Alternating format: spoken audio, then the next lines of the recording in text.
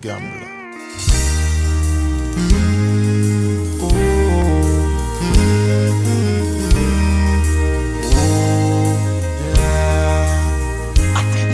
On a warm summer's evening, on the train bound for nowhere, I met up with a gambler.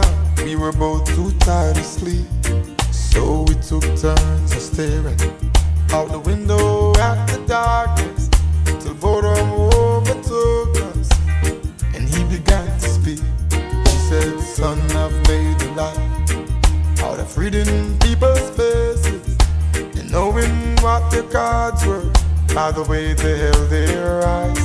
So if you don't mind my saying, I can see your outer faces.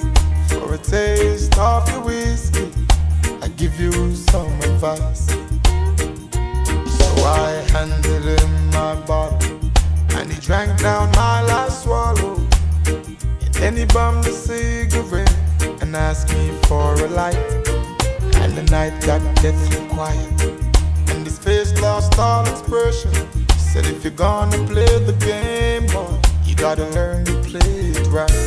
You got to know when to hold it, know when to fold it, know when to walk away, know when to run. You never count your money sitting at the table. There'll be time enough for count